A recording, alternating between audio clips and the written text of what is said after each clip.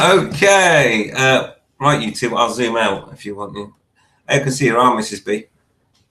Hi. Right. Well, the whole hangout crashed, so I've started a fresh one. So welcome back, everyone. I've sent all the guys back the link, and I'm sure they'll be back in the room shortly.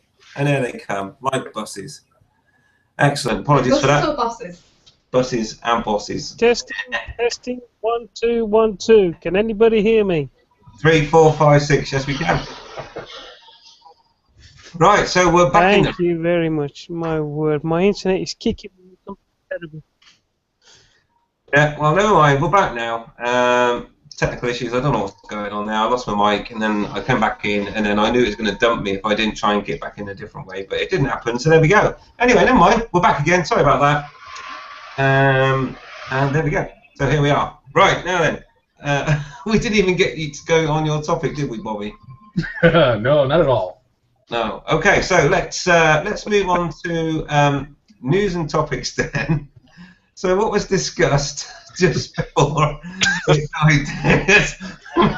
Me no stupid. Me know when something's afoot. You two, in fact, all of you can't stop smiling your frigging face. You're sat on a vibrating chair, a lot of you. Oh, no. Dear. Facing the same way. Your turn. We've stopped now, Kev. I'm guessing you can't see the screen. God, no one warned me. Oh. I'm dedicated to the cause. That's what it is. Yeah. You just took it as a competition and had to be the last one. That's what it is. Yeah. Always got to win. That's it. Yeah, it's all about the win. Right. Right. Quickly then. Chris Peach says, "Hi, Chris Peach. By the way." Nice. Hello, Chris. What a strange thing. No problem, guys. Yes, I lost my mic, came back, and then Google dumped us. So I started a fresh one.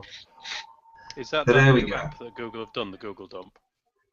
Google dumped, and I also broke the internet. So it's all good. It's all working again now, though. Turn it off and on again.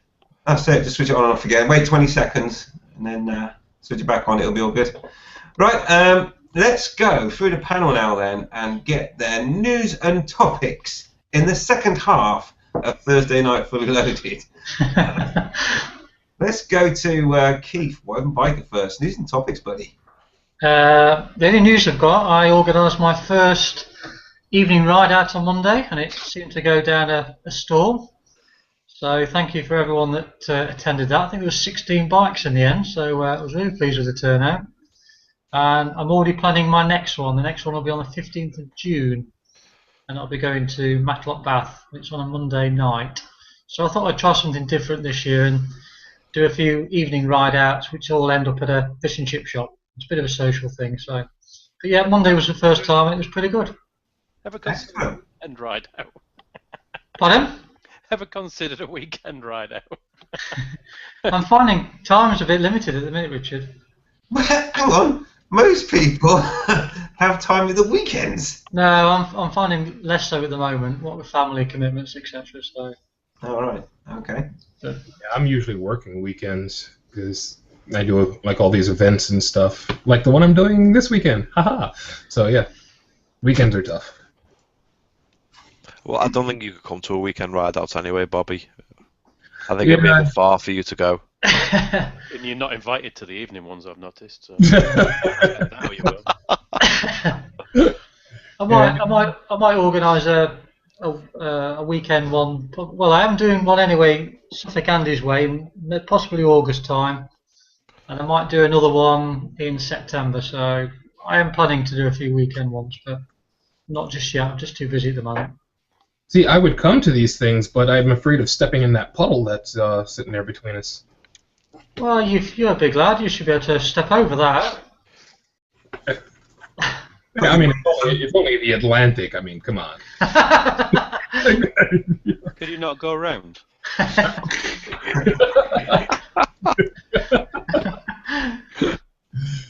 Oh. Step on Greenland. Yeah, that would work. So also, Keith, have you got any topics for tonight, buddy? No topics tonight. No topics. Okay then. All right, cheers, Keith. Thanks for that. I'm glad to see that your ride out's going well on the weekdays. Excellent. Let's go across now then to let's go across to Suffolk Andy. Yeah. I've got a question for you boys. Is that the Peterborough bike show this weekend? The big one, in Peterborough. I don't know. I think it is. Yeah. Massive one, isn't it? I was told today it was. I forgot all about it, but somebody told me today that was Friday, Saturday, and Sunday near Peterborough. All right. Skeggy will probably know when he gets on there, but Yeah, I don't know. I mean, obviously I could Google it, but yeah, bike meets and stuff like that for me is like only far as Birmingham is about as far as I really take interest in. Anything further than that's a bit too far. oh, it is for you, but it's not for us lot here. It's only about an hour and a half from where I am anyway. So it actually says Peterborough, but it's this side of Peterborough. It's not actually at Peterborough. But it's a massive thing. News and topics. I did watch a vlog yesterday from an American chap, and I didn't really get the gift of it that much, but he was saying that he's not sure if there's enough room for all the moto vloggers that are coming through. I don't know what you boys think about that. You know, the more there is, the less people watch your vlogs, and that will only leave it up to the big blokes to be in charge. But you know, that's what I thought. I got the gift of it, but I don't know what you think about that. Okay, that's like a good topic. So like more vloggers are coming in, and you're thinking that, well, someone suggested that the market is getting flooded by vloggers. Yeah, and then your views go down, and it's only the big boys who will, you know, get any hits.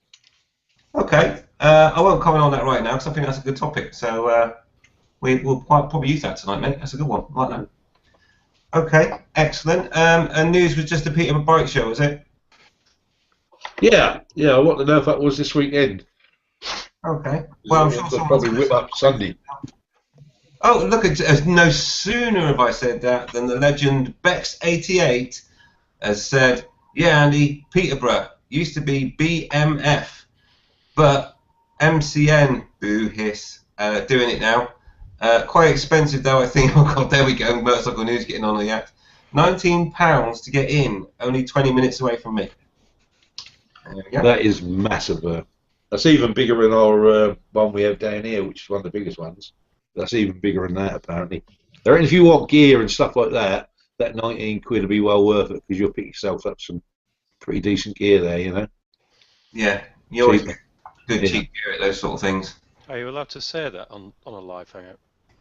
What, cheap gear? Not that sort of gear, Richard. No, we're not talking about that sort of thing, Richard, for goodness sake, young man. Pretend I'm young man. Non-smoking products. Yes. Or any other flavours of drug are available. Yeah, there are, yeah, or sniffing, or let's not go through them all now. Anyway, it's non-drug related. Yes, you're quite right, Richard. Possible. Thank you, Beck, for letting me know that one. Excellent, right, okay, there we go. Cheers, Andy, good one, and a nice topic as well. Okay, well, let's go across then to Bobby over in New York. News and topics, buddy. Hello there.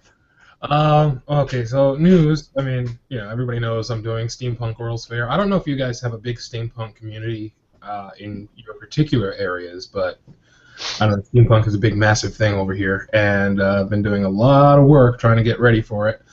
So, yeah, I mean, it's going to be a fantastic weekend. I can't wait. But I'm sticking to my topic from the last hangout. Does owning a motorcycle equate to better chance at sexual activity? Because I have seen some people who are like, yeah, this bike is a chance. I'm going to get this bike so I can get the girls, and yada, yada, yada. And, movies make it seem like, oh, you've got 2 wheels under you instead of 4, so, my panties just fell off. I mean, is it a serious thing? Does owning a motorcycle mean a better chance at well, getting laid, to put it nicely? Yeah, okay, good one, yeah. Okay, we'll definitely tackle that one, I think. I think that's one for Keith, that one, really. He's the sex. Chap's Chance of being fine. Yeah, you like the fucking rest of us, mate. Yeah, we'll let Keith lead on that one, definitely. So let's go across then to Richard. Sorry, Carl Biker. Have you got any news and topics for tonight, mate? Hello. Oh. I did the planning ride the other day for the I can't remember if I've called it Coast and Coffee or Coffee and Coast. Anyway, some ride out I'm doing, and it went really well. It's in total about 140 miles the route, but we cut it short at the end and did about 170 in total. But I do know the way now, so it's all going to be good. And Skeggy came with us, and a couple of others, Tosh and Barker, or Barker, depending on how you want to say it. And everyone seemed to think it was a good route, so it'll be a laugh when we do it. Hope you can all come across, particularly Bobby, because I'm looking forward to meeting Bobby. Because I've heard that Bobby is quite tall, and looking at all the people he stood behind, clearly he's a giant of a man. Topic-wise, somebody put a comment on one of my videos the other day. There was a guy, you could see it coming a mile off, but I was kind of in that mood of just wanting to express anger. And I could see this guy was going to come through a light and turn right across the front of me. So if you've seen the video, you'll see I ease off, but I still give it a bit of revs as the guy goes past, just to wake him up a bit. The weird thing was, he wasn't just cutting me up, he was cutting up the car on my right-hand side as well. Which, if you do get to see the video, you'll see he's right alongside me, because I'd eased off. And I had a few amusing comments on it. I had one, unfortunately I couldn't reply to it because he's one of these people who's got replies switched off, saying, have you got a horn on the bike? Why are you ragging hell out of your engine, blah, blah, blah. And I thought, well, I'm going to look this up, because I've heard people say before that revving your bike can damage it, and I don't believe them. And I'm still not sure I believe them. That's why they have rev limiters. That's why they have rev limit. Well, on the engine that my bike has, in an R6, it revs up to about 16,000, I think, whereas it's limited to under 12,000 in mine. But I would like to bring that up as a question. Does revving your bike in neutral damage your bike? Revving in neutral, specifically in neutral. Well, yeah, that I think was the comment that was raised. Right. Okay. I wasn't actually in neutral. I pulled the clutch in, and like most of us do. it would have been a much more amusing video for everybody if I'd forgotten to pull the clutch in when I did it. I would have laughed. It would have made a much different rending of metal and legs kind of noise, rather than the, as I say, rather cool noise that it really made, that definitely attracted the women. I'm sure they were all running behind me. You might have got a few nurses, mate. Of course, there are male nurses as well. Male nurses, okay. No, I just said there's male nurses as well. Each to their own. Okay, right, nice one, Richard. Super, yeah. No, I like that. That's another good topic. Right, okay. Who's that lead then? We've got Kev. Yo. News and topics, buddy. The only news I've got really is Motorbike Community's just migrated to a new site after loads of problems with the old site. So we've moved over. Richard's kindly been helping me with some of the database stuff, so thanks for that, Rich. But yeah, it's all live now. There's still a few bugs and stuff, but it's the same address, motorbikecommunity.com. So if you remember before, you should have got an email with the new password and stuff like that. So go over and check it out. Have a look at it. It's a big improvement on the old site. Big improvement. In terms of topics, I haven't really got a topic, really. I think you've got more than enough topics to be getting on with, so come on, Andy, crack on. Cheers, Kev, and cheers for not adding another topic as well. Maybe you'll have one next week, eh? Maybe. Yeah. So also. Don't hold your breath. And who's that? We've got. It's one of those people that have been a victim and they're now in a dark room. Is it Tosh? Hello, John. Pardon? Hello. Hello. We Have can you see got- some sort of movement. Have you got 50p foot meter? No, but it must be meter o'clock time, surely. No, it's beer time. I'll put that on. Hey, Josh. I'll put that on for you. That'd be nice, yeah. And think about news and topics while you do that as well. News. Just bought another motorbike. Ooh. Topic. How hard is my ass going to have to be to ride 1,000 miles? There you go. Now it's beer o'clock. Right, okay. I'm interested in a new bike. Can you disclose what it is yet? Oh, yeah, no, it's TDM 850. Ooh. Unfortunately, it's cost him quite a bit. He's had to sell everything he owns, including his light bulbs. I can't afford 50p foot meter. You have to sell the meter. Yeah. That'll work. He's pulled all the copper out the house. He's plumbed into next door's Wi-Fi and everything. So, yes, bike is going to be on the ramp. Full service and everything for the iron bar. Because they can't do it on the Blackbird. Why? It's too fast. Yeah, we'll eat those miles. It's still too fast. I don't understand the too fast bit. You must do. How easy is it for you to stay at 70 miles an hour for 15 hours on that Hayabusa? Can you not go over 70 then? You can, but you know yourself, if you're cruising and your mind lapses, you look down and you're doing 100 miles an hour before you even know it. Well, That's- yeah.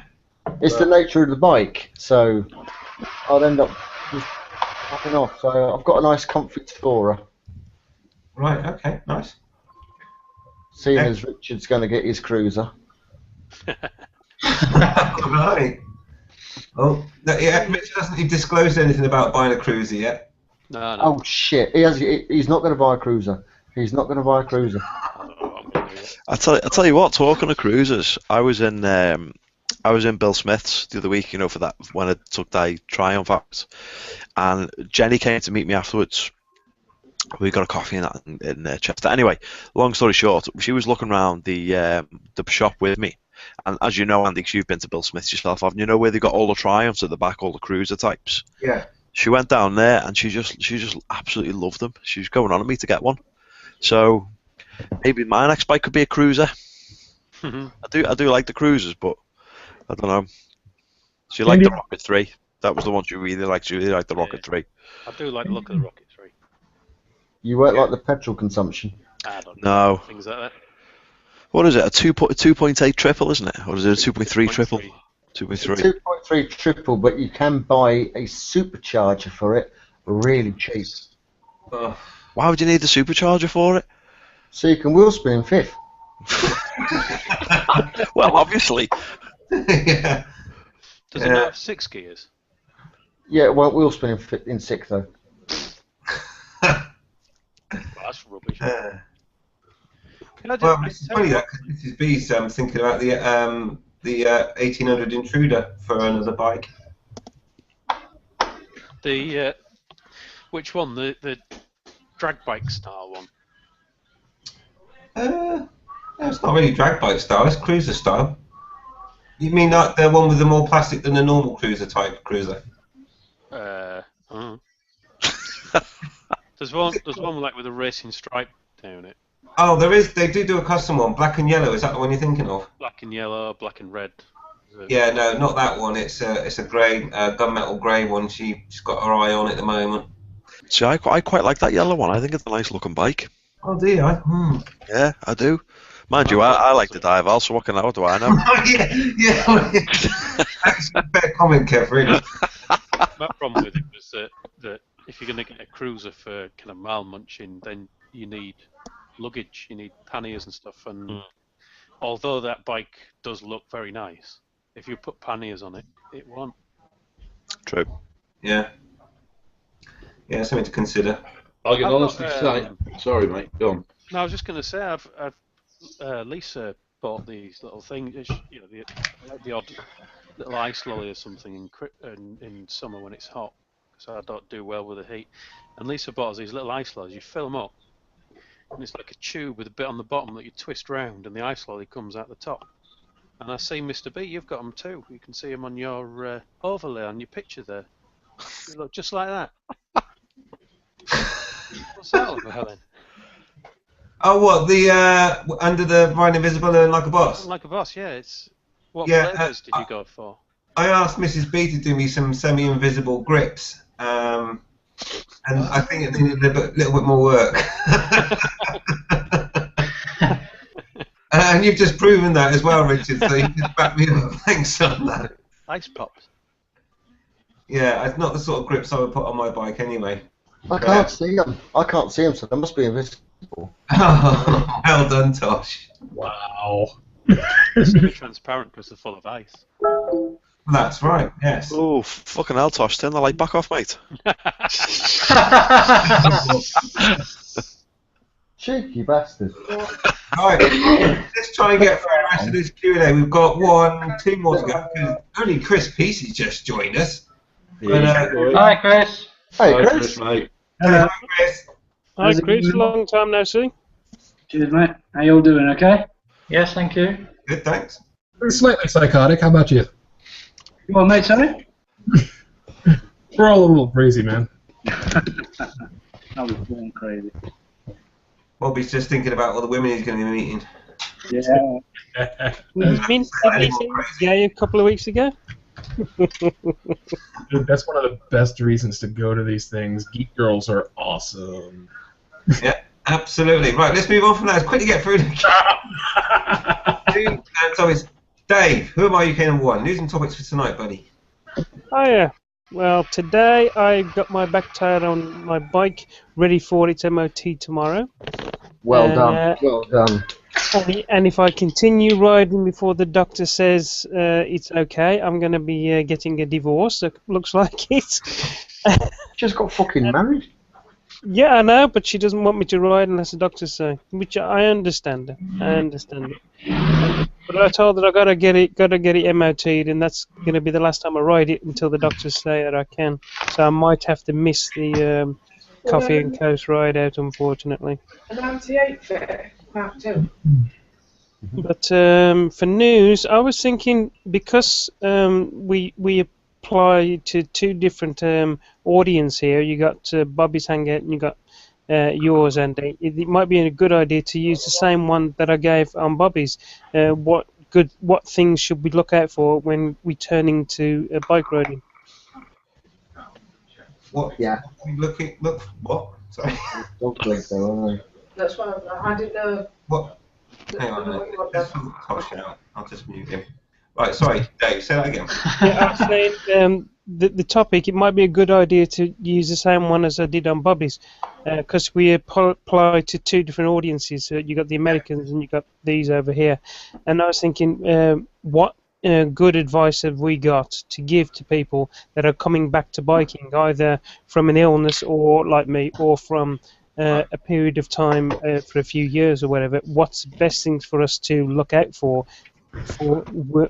in ourselves for getting back on the road? Yeah. I'd take that one further actually, because when we went on the Wales ride, there was a lad on the ride who it was his first ride for the season, so he hadn't been on his bike for 5-6 months, whatever it had been, and he was very rusty. That he had a couple of very close misses and very, very close near misses. I think at one point he did actually end up in a ditch. So I'd take that one further and just say, about just coming back on the bike after being off season. I mean, I'm fortunate that I've been riding long enough to know myself, but it's the idea of these things is for us to give advice to the people that don't know or have never known, or like new riders and whatever. They might miss out the winter because they don't want to get cold and wet, and they're just thinking about hopping back on the bike.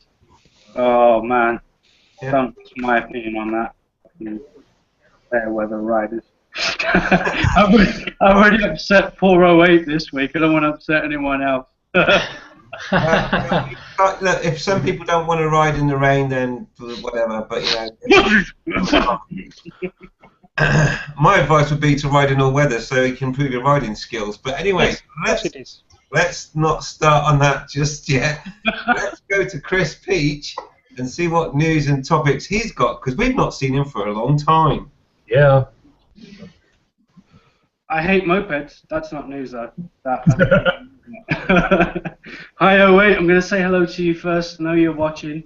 So, yeah. Hi, mate. How you doing? Everyone else, hi.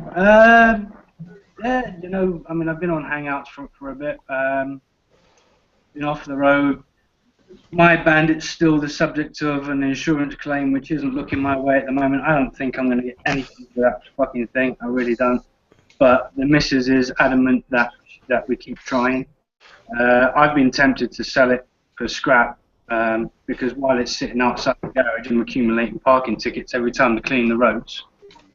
So yeah, it still causes me bother. But I'm going to be riding her bike from now on because pregnant women don't ride motorbikes. Oh, congratulations. Oh. So yeah, it's been kind of set to one side for a bit and need chain cleaning, oil changing and all that business. So lots of videos coming. Nice. Oh, excellent. Excellent. That will give you something to do, get your mind busy. Yeah. Excellent. And congratulations as well. Yeah. Yeah, thanks. You And in answer to Bobby's early question, in your instance, it certainly has improved your sex life. If you've got that she was riding. Oh, excellent. Congratulations. Yeah, cheers, guys. That's great stuff, Chris. Nice one. Okay. Yeah. Look forward to seeing you next one. Can I just say, Andy, I think I upset 08 on his video that he posted the other day. What was it? Hang on, he's put a message in. It's a bit of a when you talk about feral riders being in jib. Yeah, let me find it. Oh wow, there's the Q&A's gone bonkers. Chris, you can answer your own questions. Right. Does it say start with Darfy? Is it a bit of rum something? Yeah, it's a bit of a rum. Yeah, there we go. A bit of a rum do when you talk about fair weather riders being in jib. Well, it's all tongue in cheek though. 08, no offence meant at all. Of course, if you need to do an apology video, just ask Kev if he can give you some pointers. Oh no, it's not an apology video. I'm just stating the obvious, mate. Got nothing to apologise. I fucking hate mopeds. Nothing about the riders. I don't. You know, riders are one thing, but I fucking hate mopeds. So how do you really feel about mopeds? I'm just wondering. I'm holding back. I'm being polite to you on a live hangout. You've been kind of vague there, you know. Right, I better quickly just do my news. I'm not going to do a topic because we've got plenty. But news. I did get a new bike. You might have seen a video about that. So I got a new MT-09. I love it. And so obviously you'll see lots of updates on what's going to go on with that as things progress. No work's being done until its first service, and then you'll see a bit of a transformation. I'm just waiting for the first service because then after that it's mine, and they're not touching it again. So that's that. And what other news? Oh, Mrs. B bought me a T-shirt type thing. Got that on it. There's that on there, the little logo, and then on the back.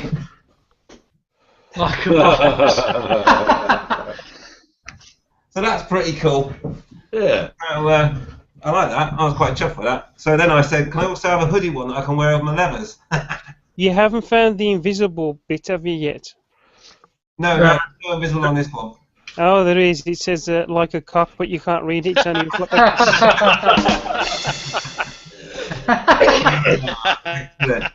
How to win friends and influence people. Cheers there. How to win friends and influence people, Andy. Yeah. I'm with you. I'm with you now. Check it out. Oh, what's this? about there, I think. Oh. Eh? I'm a bit Is it just me, or does that look like a dick enhancer? I was just... I was thinking the same thing, and I was trying to think of something else that. It But looks like a dick replacement. For Kevin, it might be a dick answer, but as he says, this is like an over-sharpened pencil. That's so naughty. Not as naughty as coming out with something like that and then walking away. You know what that is, don't you, Rich? Not allowing me to rot. Sorry? You know what that is, don't you? What's what? You said he was walking away. It's walk away, and if someone else. Sorry. I was just about to mute you then, Tosh. By the way, Carm, your mic's a bit quiet. Yeah, Richard, you are a bit quiet, mate. I was just looking to see if I could turn you up a little bit. Can you turn me on, Andy? No, if you want that, you need to go to Tosh. He's the expert at turning men on. I'll take your word for it, Andy. Yeah, oh, Christ, yeah. You find him sort of in a weird way quite attractive, then? Right. Oh. Is that because it's Right, can we move on? We had a really good topic. Are you coming out, Andy? I'm always coming out late. Now then, we've got a great topic from Savandi, and he said that someone said that the amount of motor bloggers that are coming out now are saturating the market, so to speak, and it means that we're all going to get less views. Can I just say at this point, I'm not coming out. I know Bobby did, but I'm not. The amount of motor vloggers that are coming out, that's amazing. Maybe a couple of weeks ago, you've had Tib. He's had his few suggestions going his way. They've been coming my way, but they ain't going out. In your case, mate, going in.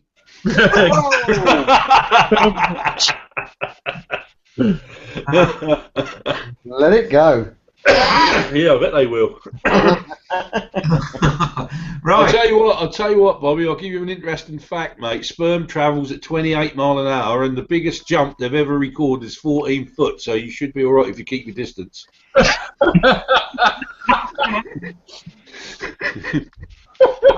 trying to picture I'm trying to imagine the experiment they did. How would we make that one live?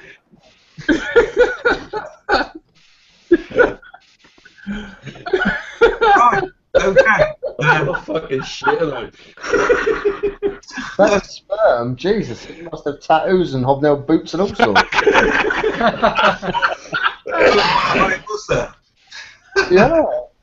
Right, okay. Let's go to that very good topic that you suggested, Andy, which was the amount of motor vloggers. Do you want to expand on it? Oh no, I watched this vlog. I can't remember who he was. He's an American chap, and I found the whole thing a bit of a mismatched sort of moany sort of thing.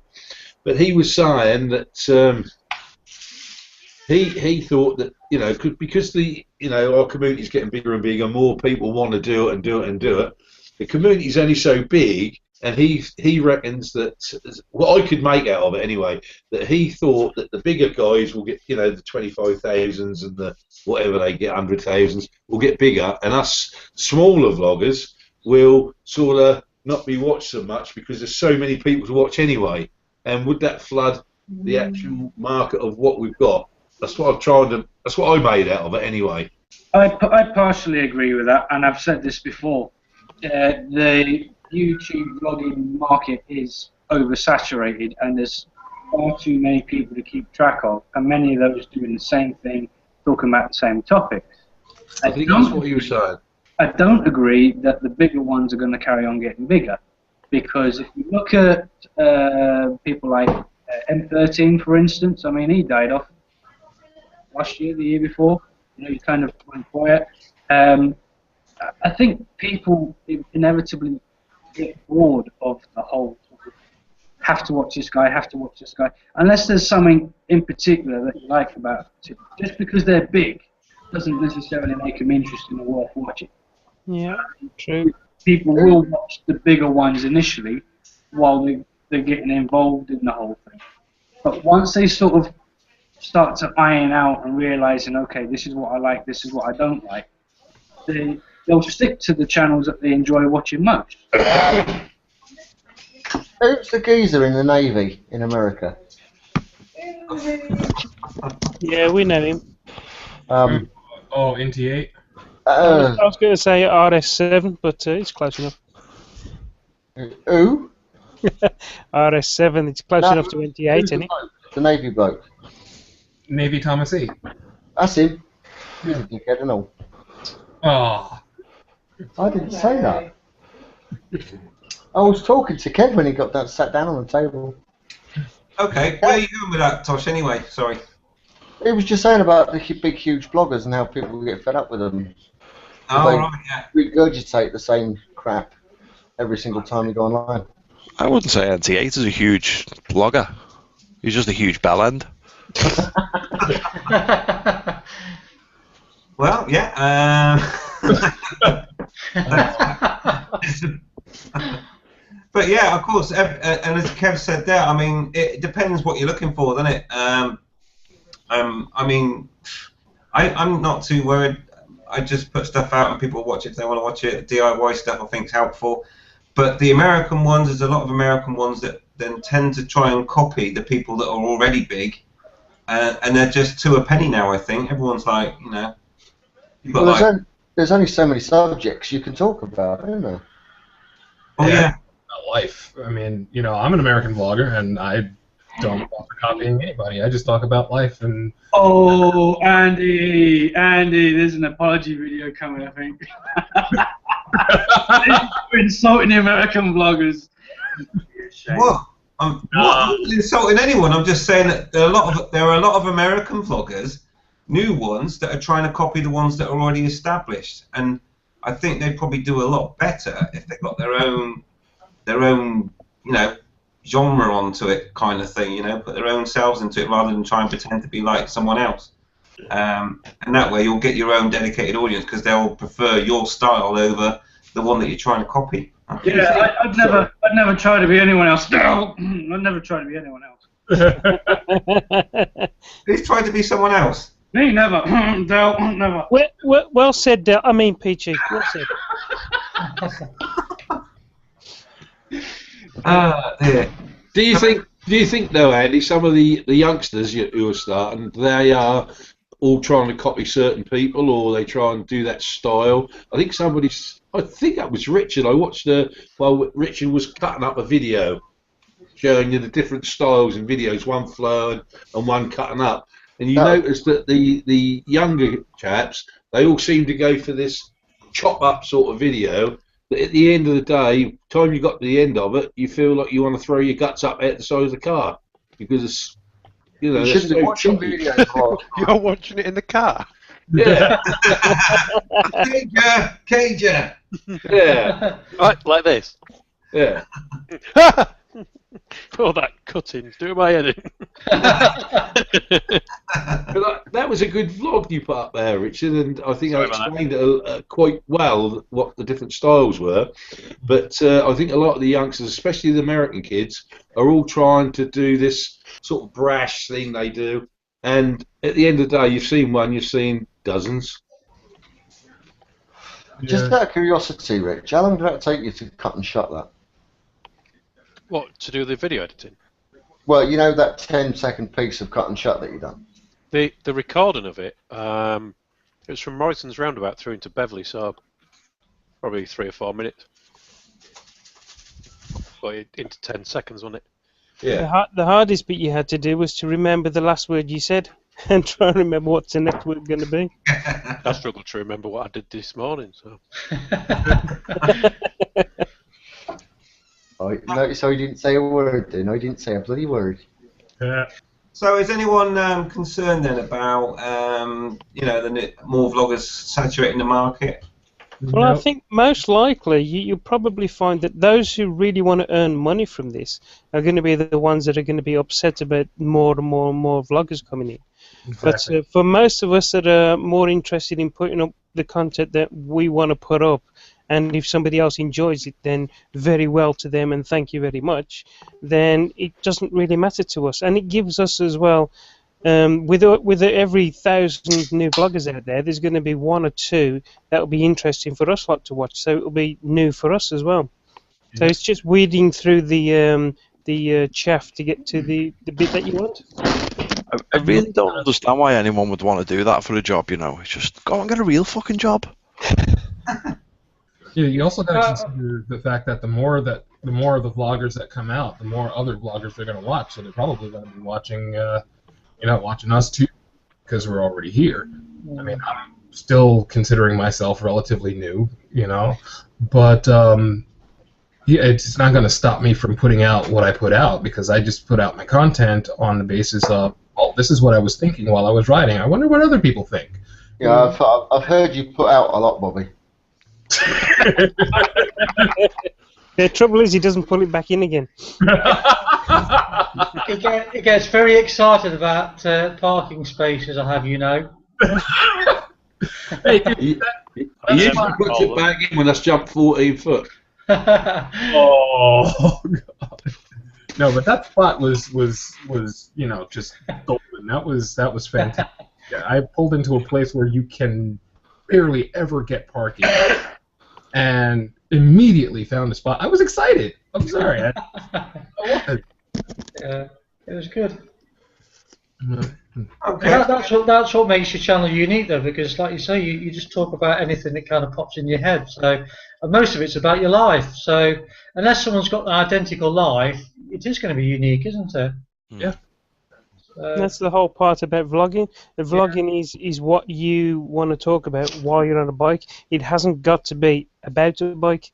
A lot of these bikers, vloggers tend to only want to talk about a bike, and yeah, that is interesting to a point.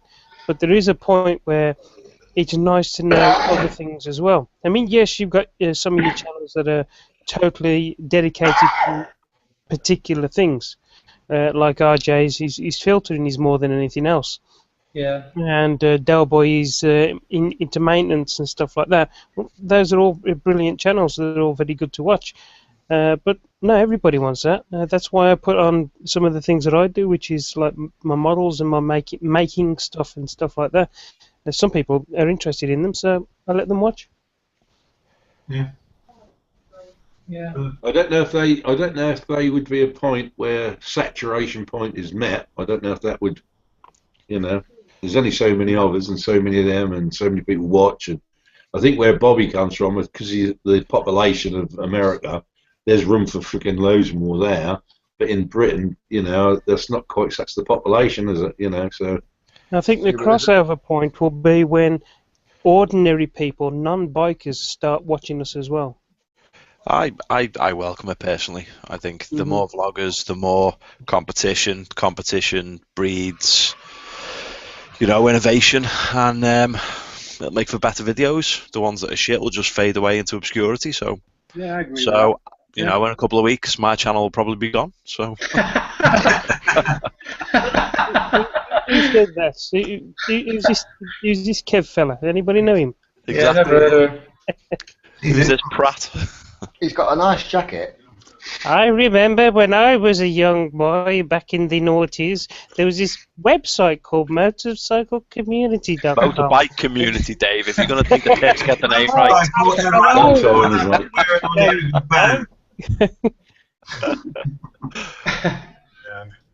But no, I think we pretty much covered it. I mean, everyone's got their own style, their own content, and that's the way that you'll continue to have viewers. I think if you just try and copy someone, this is just something for the new vloggers. Just don't try and copy one out. Just have your own style. And if you can, I mean, the stuff that I watch is topics that sound interesting to me, and I also like to watch people that spend a lot of time on the edits because I appreciate the effort that goes into those. And if it's a good edit, then I also enjoy those as well, and that's the sort of stuff I watch. But everyone watches their own stuff. But so you don't watch any of us on the panel then? I do. It's great. I'm pretty sure everyone on the panel, I've commented on a video of theirs recently where something's caught my eye, and I thought, oh, well, look at that. But yeah, Andy, me shaking the bits on a fucking Sportster. That always makes me laugh, though. That is true, mate. I'll tell you, that is so true. I'm even aware of it now because after you said it, I sort of watched the fucking blog and I thought, fucking hell, I've got a fucking, a stammer or something. These roads round here are not built for that fucking thing, I tell you. You just want to bungee strap a big cushion to the seat, mate. Do something. Yeah, definitely don't want to be copying anyone else's ideas. That's just. Well done, Chris. Innovation, 10 out of 10. Oh, that was great. Excellent, right. And of course, nobody's copying NTA to took a course. No, he kills people. He always accuses people of copying him, doesn't he? I kill bugs. Wait, Usually going at 70 miles an hour. I've not purchased the metal detector yet, so. Right, anyway. Let's do with anything. Let's get to the Q&A because it's building up. Right, Skeggy's put a link up for the Peterborough Bike Show or Bike Festival, whatever you want to call it. And they've named it MCN now, apparently. But there you go, there it is. There's a link. It's up there now. If you select it and copy it and paste it in a browser, there you go. It's a catchy name, isn't it? The MCN Festival of Motorcycling, May 2015. Yes. That's got my interest. Yeah, it's a good name, that. Good name. It just rolls off the tongue like nothing. So there's the price to get in by the next one. Yeah. The next one, Beck says, actually, it's £19. I thought 19 was expensive. Yeah, I did. Actually, it's 19 if you book in advance. It's £25 on the day, where someone with a bag of swag on the shoulder in a club will club you over the head as you come in and steal all your money. Unbelievable. I'm sure that's completely fair. There'll be somebody letting you in on minimum wage and taking an hour for you to get through the gate, presumably. Yeah. To be honest, I think the ones that let you in for cheaper are the ones that are lifting up the barbed wire as you put your bike through into the I'll tell you what, that is a huge shit Skeggy's having. Okay. Has he taken the webcam with him? You know what, Tosh? When you jump in that, I'm starting to look now from a comment from Skeggy. It's called innovation. That's what it is. Probably what's happening is Skeggy has got some relatives or friends round, and he's spent the last 20 minutes just laying a layer of toilet paper. Yeah. Yeah. Don't put a cigarette down there, though, Skeggy. That's right. If it comes back, So anyway, I have no idea of the context of this, but I'm going to select it anyway, and it's Jsu277 as a guess, and he says, just hand over the keys, smiley face. Oh, that'll be the bit where we're talking about wife swapping. Right, yeah, we can put them all in the bowl. Exactly. Let's move swiftly on then. Oh wow, I don't know where to start with. Let's just go to Skeggy. He says, BV shortly guys, I did try to join, but it said hangout no longer available, so I'm off for a Tommy Tit. Okay, yes. Excellent. Straight to the point.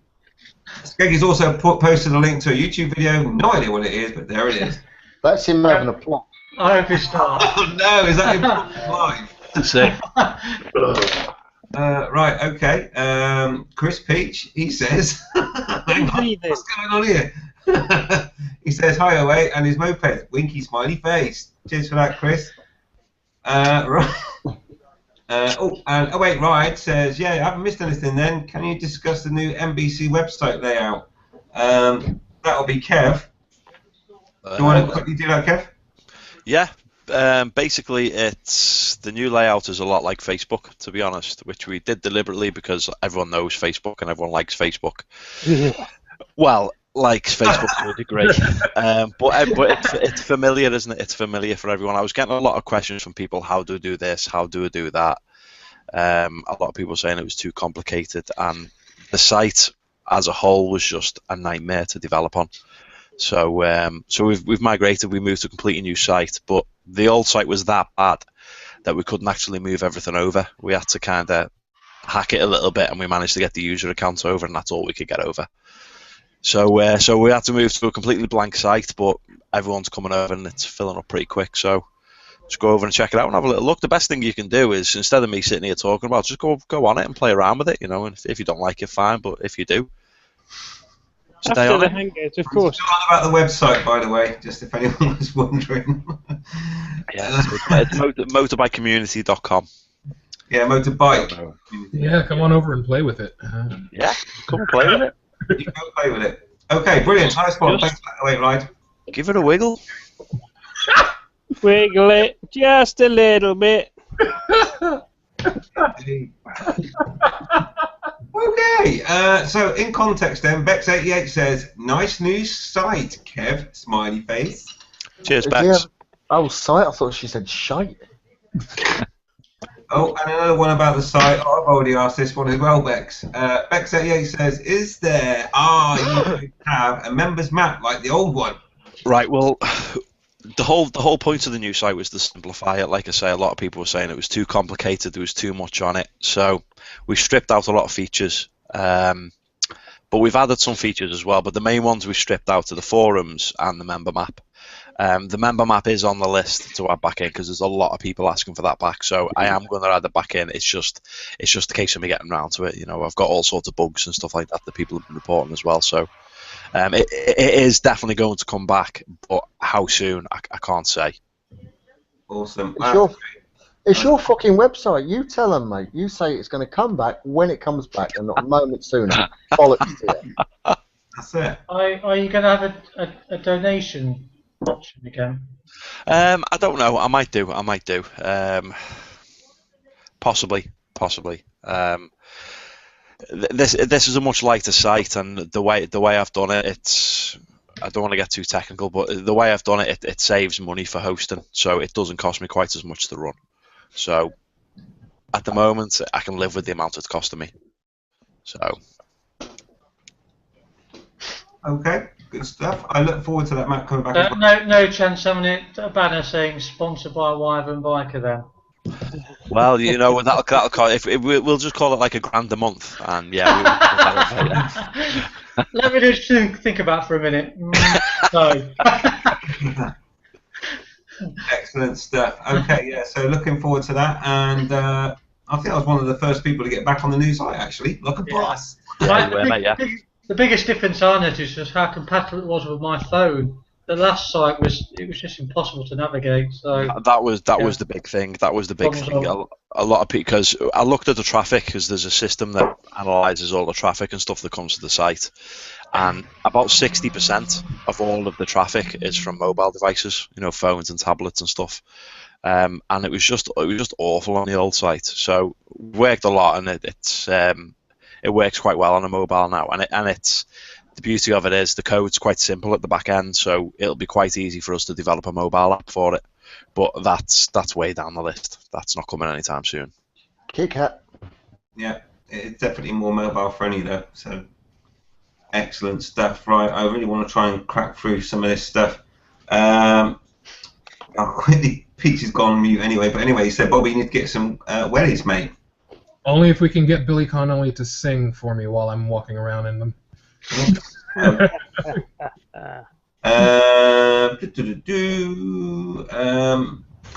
should we go? Right, oh wait, Rye's still dissing Peachy over the scooter comment. Says, oh wait, doesn't Peachy have a Hornet? No offense to any Hornet riders. And he also says, it's starting to sound like a bit of a Peachy maniac now. Hello, Peachy and his lovely Harleys. Okay. Harleys? Yeah, I know, that's what I was thinking. Anyway, don't worry about that, because Biz says, good evening, guys.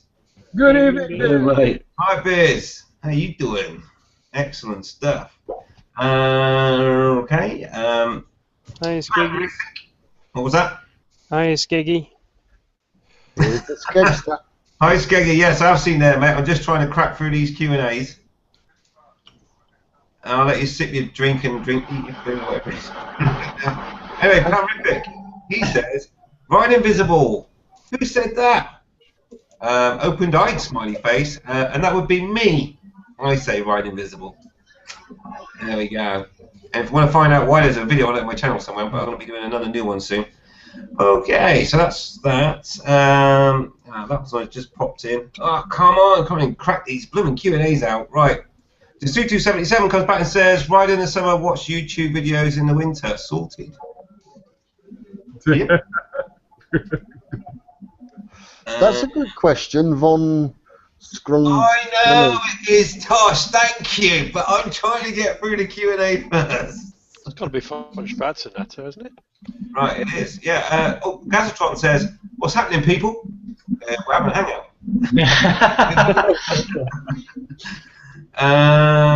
Right. Von Spartnata says, "Link will not work. I don't know what link that is, but it's in the group."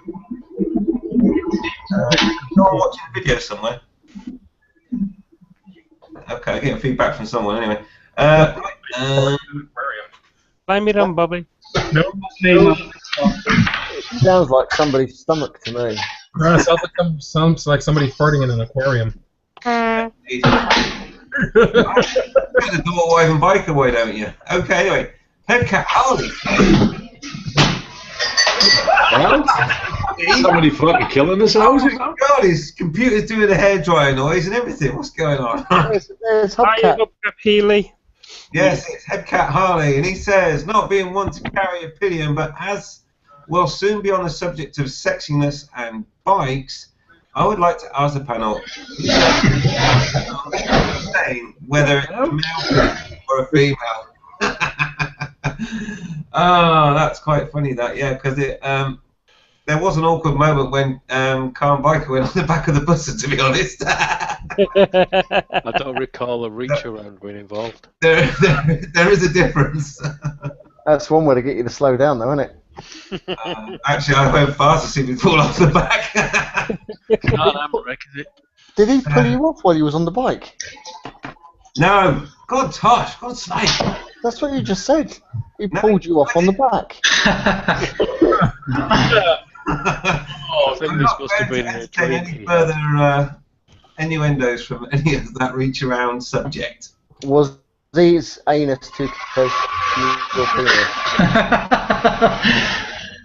God, Keith, do something about that laptop fan. I thought he was drying his hair. I know, it's terrible. Have you never heard of a tower? Yeah. I don't think they do laptop towers, do they? I can make anything into Don't anything. know if you got like loads of laptops and just like stack them on. Tower. What the fuck? Oh, Tosh. Toshi's reading ahead again. All right, thanks for that, Tosh. Next time you can host one then if you want to read them all. Right, okay, where are we up to? I think we pretty much cracked him, but there was a quick one from Von Swartz Nata, and he says, have your bikes got names? So let's rip through the panel quickly and go to Bobby to start with. All right. Yep, my bike certainly does have a name, and the name is War Machine. Okay, excellent. I thought he was going to say Stormtrooper for a second. Okay, War Machine. Okay, Keith. Chris on mute. So I'm going to go to Keith. Has your bike got a name? No, I just don't get the whole naming bikes and cars malarkey. That's because you've not got a heart, you bastard. That is very true, Skeggy. I have been. Well, that's why I've got the life I've got, you know, because I'm a heartless bastard. Okay, so no names from Keith. Kev, your bike's got any names? Yeah, Aprilia Shiver 750. That's very original, Kev. Yeah, I thought so, mate. I thought so. Brilliant. I thought Kev's bike was called Fucking Start, you bastard. No, that's just my little nickname for it. Okay, so none from really, none from Kev. Richard, do you have names for your bikes? Yep. Yeah. The Yamaha is Fluffy Wuffy Princess. The Kawasaki is what?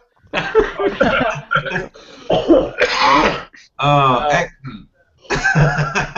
I was quite taken with the Fluffy Wuffy Princess, man. No, that's Lisa's pet name for me. Oh dear.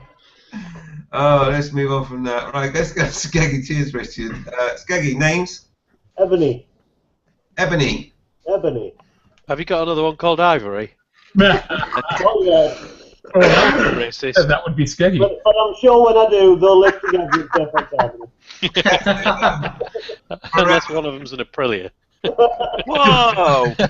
God! That's a bit harsh. Bit of a fucking dagger in the heart there. Well, for as long as your Aprilia's flipping working anyway. Got a couple of days. Right. Nice one, Skeggy. Cheers, mate. Let's go I'll have some you Andy. know I took it out the other day in the rain, and it started up third time.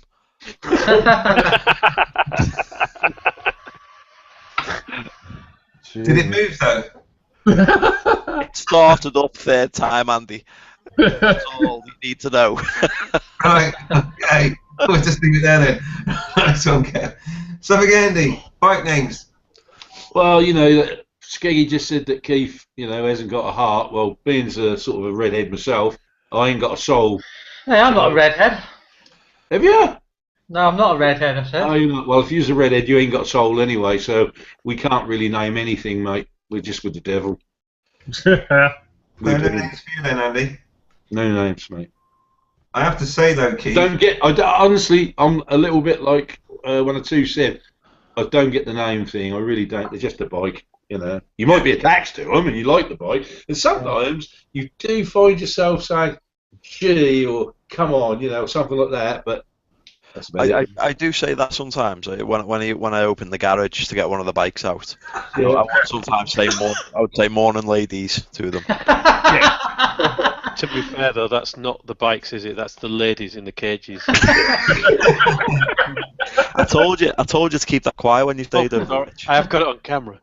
Do you sometimes go and dig the ones up that you put in the garden as well? Oh no, I've got to keep that one quiet. Okay. Keep them He on has down them low. strategically only partly. Have you got those ladies chained up with ground anchors there, mate? I don't need to ground anchor them. I just have a big like cattle prod. So if they try and come out, I just like poke them back in.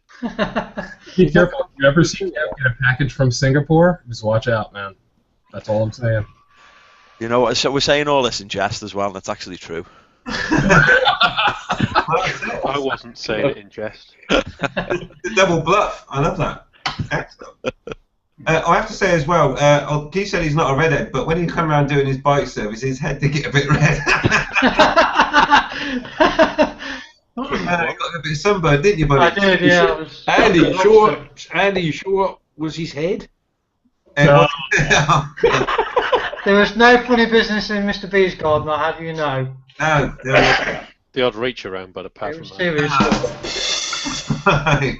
Let's move swiftly on. I might regret this to Tosh. Tosh, bike names. The Blackbird's Big Nicky and the Phaser's Fizzy. There you go. Hang on, Big Nicky, and you've called the Phaser a Fizzy.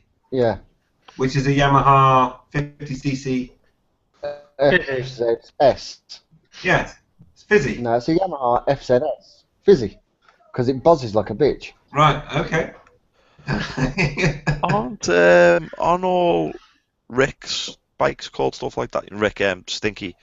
Aren't all his bikes called like Fizzy, Dizzy, Wizzy or something? They're like it's like fucking DuckTales. They're like Huey, Louie, and Dewey, aren't That's they? what I mean. Yeah, that's what it's like. Which one are you talking about, man? Fucking hell. Well, he had Zeffy, but he's not got Zeffy anymore. No. I don't know what Zeffy was. So. He's got Tiggy, hasn't he? Is it I don't know what Tiggy is either. Tiggy. Is that him when Zeffy was the Zephyr and Tiggy was the Tiger. Yeah. Come on, get with it, Kev. I don't know what he's called his new one. He's got a name for his new one. He's got a Deval now, hasn't he? Yeah, that'll be Dizzy, will it? Or Dilly? Diggy.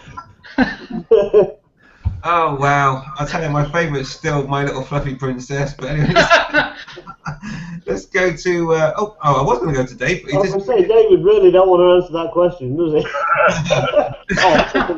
Chris, what names for your bikes apart from Broken? You're so... Bendy. Oh, talk about kicking a bloke when he's down. Oh. It's his turn. The ZZRA affectionately called the Iron Lady after my all-time favourite hero of all time ever. Yeah. Insert hate. Thatcher. Yeah. Sorry, just I'm being attacked by the wife. Who's from Maggie Thatcher, was that a Nazi salute? Yes.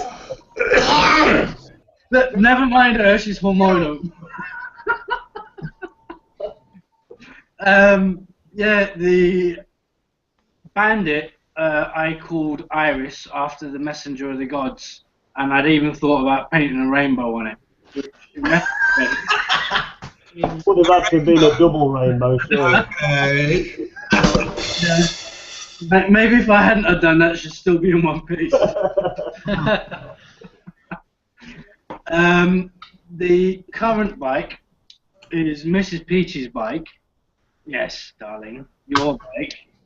Which she called Magnus after her favourite TV show at the time. Right. Country, wasn't it? What's the matter with me? It's named after the TV show, and it's Magnus. So that's what it's our bike. And I haven't got a right to choose the name, have I? No. No chance of that happening ever. She said I could sell it if I want and buy something else, but I'm not allowed to change the name. So you're going to ride a bike that's got a name of a man. I have to say I am with Mrs. Peachy on that one. I think it's her bike, it's her right. So there you go. So you regularly go out for a ride, Magnus. Somehow that doesn't Woman. sound riding the Iron Lady. Oh God! All right, okay, let's get that one out of my mind really quick. Let's go across to Who Am I UK #1. Cheers, Chris. Dave, I hope you're still here. Has your bike got a name?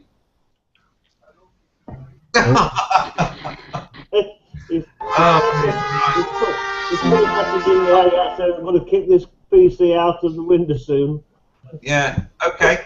So anyway, I think that's everyone. And so that just leaves me. I don't really have names for them. I just call the Hayabusa the Beast, and now the new MT-09 I just call the Hooligan. Simple as that. Really. I'm like everyone else. Well, I'm like Andy. That it's a bike really. But I just the Hayabusa is a beast because it just goes like a beast, and the MT-09 is a Hooligan because it is, and that's it really. Actually, Andy, I've decided to call my ZZR tits because I've always got two hands on them. So I'm out on my tits. Yeah, they were right on my tits. I got both hands on them. Excellent. I think Dave's come back to answer the question. Have you got a name for your bike? No. Dave, quickly. Well, if I continue riding, can you hear me? Yes. Yes. Hello. Hello. Can't hear you, mate. Can you hear me? London calling. Yes, we can hear you, Dave. Bike name. Yeah. If I continue.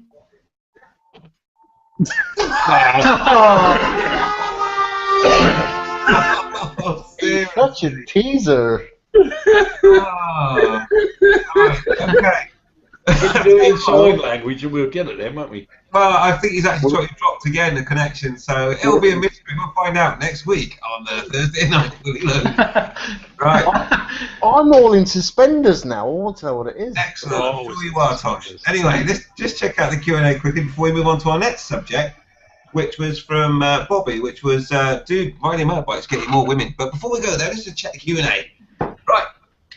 Bex88 says, awesome. I think members map was favourite feature before. One of the Facebook bug groups I joined uses zmaps.com. Is that German? Well, not according to the URL. Right. Yeah. So, there we go. Went all quiet there. Let's go to the Yorkshire biker. He says, my YZF doesn't have a name, but the scooter was called You Piece of... Okay. Yeah, makes sense. He loved that scooter, really. I saw it. He was very tearful when he was He used to getting sleep with it. I know he I did. last vlog on my scooter. That was a top comment. That I like that. There's £1 million on its way to you right now, mate. Yeah, I think actually that was the Fluffy Wuffy princess. Also he comes back and says, "Hi guys, just got back from work. Anybody free for a ride to Skegness tomorrow? Got no biker buddies." Ha ha ha. Okay. There you go. Yorkshire biker would like a ride tomorrow to Skeggy. Sorry, say that again. Did you say Yorkshire bikers riding Skeggy? Skegness.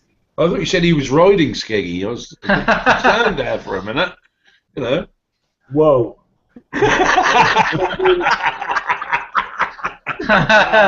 I am sorry. No way on this earth am I going to be a stocky or a Phil Gardner or anything like that. I was going to get jealous and everything. Yeah. Okay, let's quickly. We've only got 2 questions left. This is awesome. Von Schwarzenegger says, "Guten Abend, Alan." Who's called Alan? His bike. Oh, right. Is it? Okay, I didn't know that. What Anyway, good mean? What does that mean? Anybody know? Come on. Good evening. I was going to say, yeah. Guten Abend. No, good. Good. It's Guten Abend, Alan. I can introduce you to a few ladies who Alan. Yes, thanks, Tosh. Yeah. Hang on a minute. Didn't you say you was going to do some language lessons? He's still trying to get his English right. Oh no, it's Spanish, wasn't it? Sorry. Yeah, I'm doing Spanish. Yeah. No, I can't wait for you to do Spain. Hola.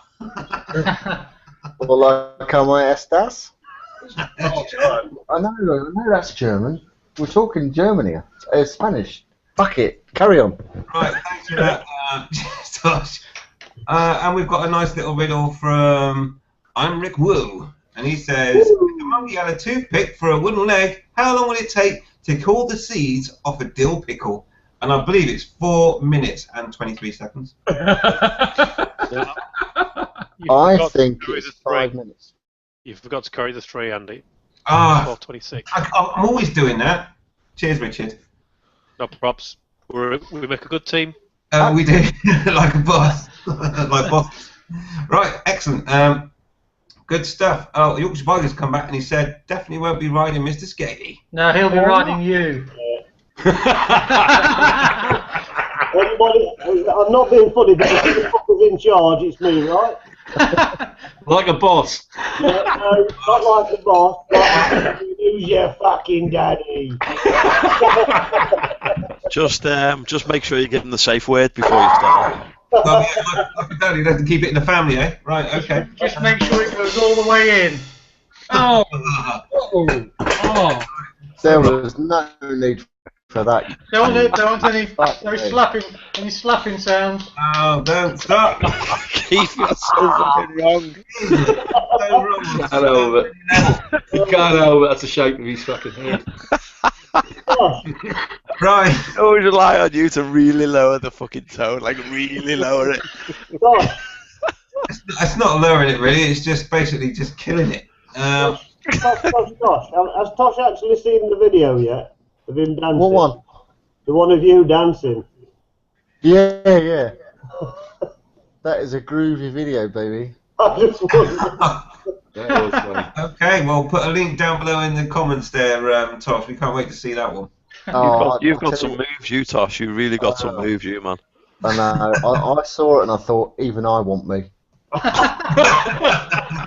And you probably do every night. Okay. I thought what was better was the look from the 2 old ladies that stood over on the right-hand side by the car. They were just staring at him as like, what the fuck is he doing?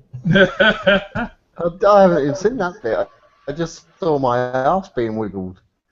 You should have combined it with that clip of Hepcat Harley doing "Don't Dilly Dally." Oh, God, guys, you kill me. Right, let's do a serious subject for a moment. Change the theme. Let's go to Richard's comment quickly about do rev bombs or revving your bike damage the engine? Okay, so anyone want to pick up that one? It depends whether No. it's fuel injection or carbureted. Oh, Tosh. No, you Fuel wouldn't injection. know. If you want to be technical, a rev bomb is actually a carbed. It's all starting off with carbureted. You rev it, you turn the engine switch off, you fill the carbon cylinders up with petrol, you then turn the kill switch back on again, and it goes poof out the back of the engine. That's you can do it with carbs. It's not a fuel injection. Okay. That was my question, though. No, the question is a rev bomb, and let me just define rev bomb. Rev bomb is where you basically pull the throttle back and rev the engine to its limit very quickly, causing a rum rum rum or rum sound effect. Basically, not talking. Could you do that one again, Andy? No, really not. We're not talking about a kill switch petrol fuel bomb, okay? Where you switch the engine off, the power off to the engine, then switch it on again. So and then you got all the gases that come out and it fires a flame out. Bangs. Different thing, okay? So what are you on about this Revy thing? I the other day put a video out where at the beginning I was annoyed by a driver, so I pulled the clutch in and gave it full revs to wake him up. So you was bouncing it off the limiter? Slightly. And I had a comment from somebody saying, why are you ragging your engine? So I asked the question, is there any truth in the idea that you can damage your engine by revving it?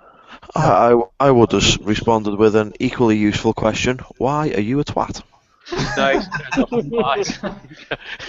He's got his himself, so you can't say that back. I think the idea probably comes back from older bikes, and I mean it was mentioned before, rev limiters and all the rest of it, and it's probably a lot more to do with the reliability of bikes at the time.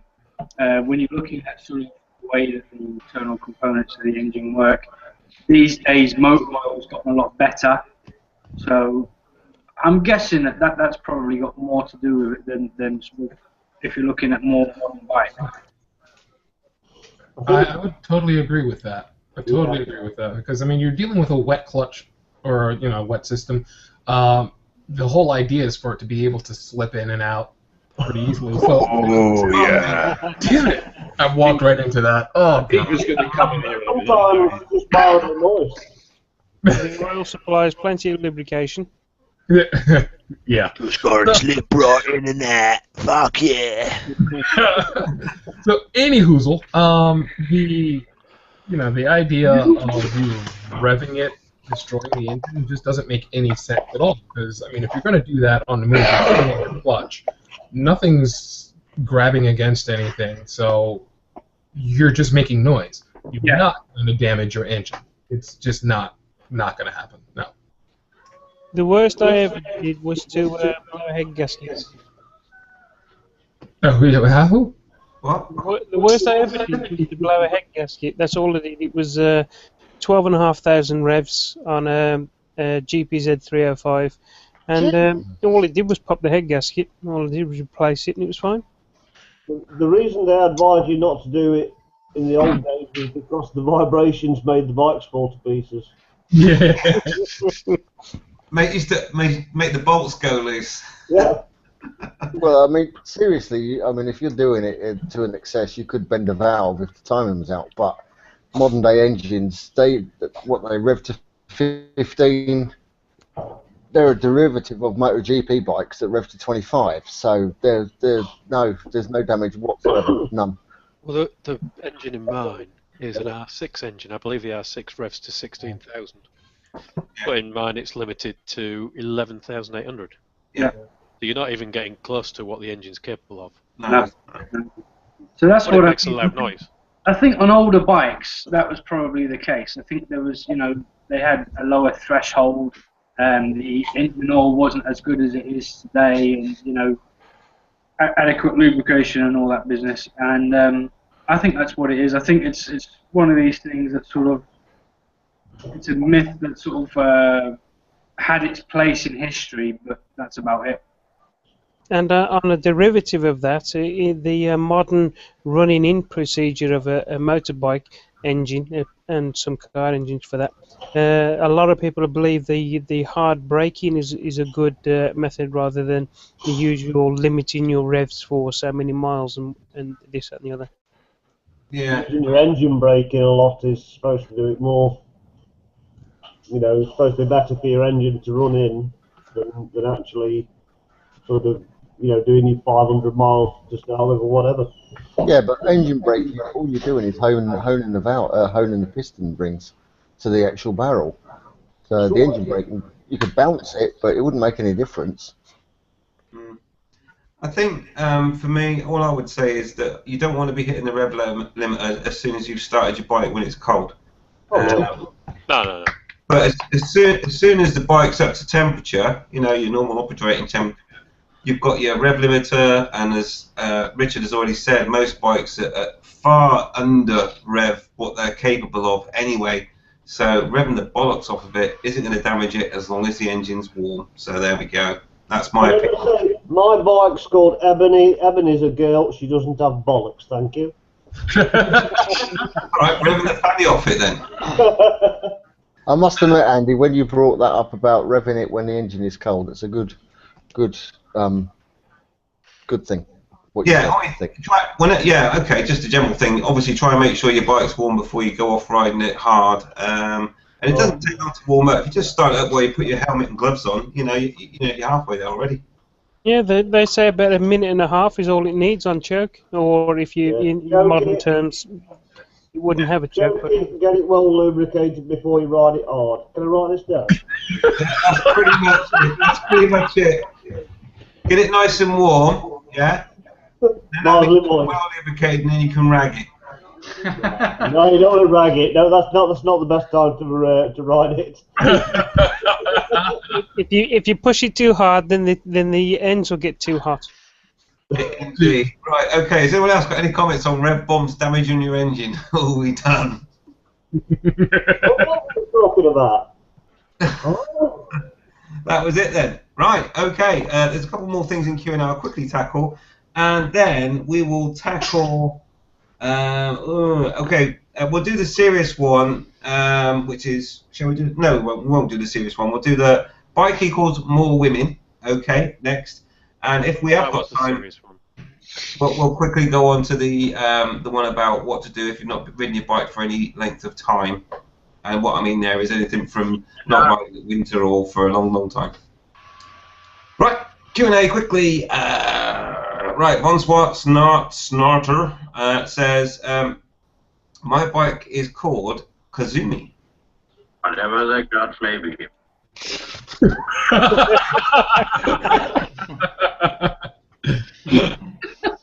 Excellent. 08 Ride says, you've been deleting Mr. B, but the term penis extension is relevant in relation to Bobby's question. Right on the landing ground. What? Oh, God. I'm not sure of the context on that one. I don't know what Bobby's question was now. But, so we'll then go to Yorkshire Biker, who says, speaking from experience, Keith. Don't knock it. Don't knock it, mate. Don't knock it. What was the context of that? That. Stop! Yeah. No, why did I even ask that question? You had to ask, didn't you? Well, yeah, not my fault. You asked it. Oh dear, right. Gazatron says Mr. B was obviously the voice behind the annoying frog thing. Yeah, what? Ding ding ding ding ding ding there. Right, yeah, obviously. That's the one. And Jasutu77 says bikes aside, being that they don't get tested here for emissions yet, but cars get revved the nuts out of them when they're testing for emissions at the OTs. Okay, so they're not doing emissions there yet. And funny you mentioned that as well, just quickly, I don't know if you know, but some of the bikes now come with modifications where basically it just sucks air from the airbox and then pushes it out the exhaust just to reduce the emissions. I mean, that's crazy. But anyway, that's what they do. Yeah, man does that. Pardon? Man does that, and then change the full exhaust system. you get far more pops and bangs and more flame out the back because of it. Yeah. Yeah. Cool. Never surrender. But I must admit, doing that, if it's to an excess, it will damage the valve seats. Which, pretty much, yeah. It'll try and push them back open from with back pressure. Yeah. Yeah. Well, I mean, it depends on the build quality, doesn't it? I mean, if you've got decent valves and stuff, they should be pretty strong enough to cope with stuff like that. Yeah, he's got a Yamaha, for Christ's sake. Hey! Don't diss Yamaha! I've got a Yamaha. No, I'm saying he's got a Yamaha, so it's going to be fine, isn't it? Built like nails. How do you think I'll be with the Aprilia? It'll go in a second. Boom! The only problem with yours is that slight air intake change buggers up the electrics. You seen that advert where the bloke's revving his little twist and go at the lights, and then suddenly it disappears? Well, that'll be what he'll be like, just standing there with your helmet and gear on, just going, "Where's my bike gone?"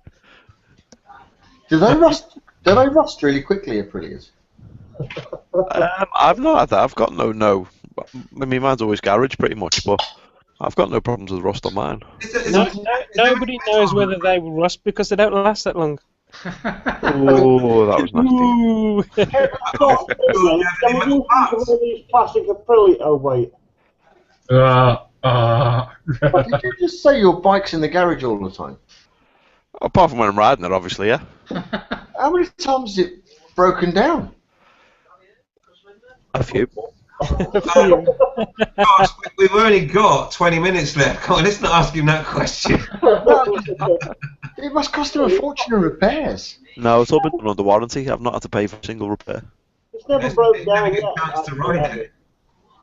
You know, Right, anyway. Sorry, guys. That's not broken down. Let's tackle that last question then, or comment, or topic, which was advice to people that have been off bikes for a while. So we're talking anything from people that just ride in the summer, and in the UK that's like for 2 months, and then put their bike in the garage again for another 10 months, to people that are coming new into biking, like when they were 16 they rode motorbikes, and then they're 54 and they've decided that it's now time to get a bike again. What advice do you have for those sort of riders when they come back onto their bike for the first time? And lots and lots of life insurance. Let's start with Tosh then. Lots and lots of life insurance. Okay. Anything else, Tosh? No, that's just get lots of life insurance. Right. Excellent. Cheers, Tosh. Good advice there. Let's go across to Andy. Me? Yeah. Okay. That's a hard one for most of us because none of us ever fucking break anyway. But I can't. Yeah. Just take it steady when you go back. I think there was a survey done a few years back on these guys. You know, in the 20. You know, when they were 20s, passed the tests, got up to 40 and 50, and then went out and bought themselves an R1. They hadn't really a bike or a scooter, and they just go down the road. There's two things what will happen to you. One, you'll shit yourself and sell the bike with 1,000 miles on it if you're lucky, and the other thing is you'll be dead. So, you know, just take it steady. Just remember that if you come back to bikes after many, many years, they're a different beast to what you used to have years ago. You know, we all look back with fondness on old bikes, but fuck, they were slow. But these new ones today are just like fucking killer machines. They're just so fast. We all know that. So just take it steady. Pardon? A mate of mine did that, and he got to 41. Yeah. Went out, bought. Oh, I've got a bike test. You know, went out and he bought the VMAX, and sort of basically just first corner put it straight into a tree. Yeah. I mean, he was so lucky, you know, and he still wanted to ride afterwards, but his wife was like, no way. You know, you've got a family, you've got kids, but so ridiculous, really, the fact that he just assumed his bike he had before it was a you know, it was a 250, but it weren't even a fast 250. You know what I mean? It was something like the Harley Davidson. Indian. No, I mean I'm talking something. I'm talking something like a CZ. You know what I mean? Yeah, not good at all. But a lot of them do that. They come back to it and they haven't been riding the bike sometimes 20, 25, 30 years, and they get these new sport bikes and they just go and kill themselves. You know, so just I would say to them people, I'd go and buy yourself a second-hand bike, a little bit smaller, get used to it, and then if you feel that you're happy with that, just progress up to something a bit more meaty. You know. Either that or buy some nappies. Yeah. Or a Harley Davidson colostomy bag. I knew you were going to go.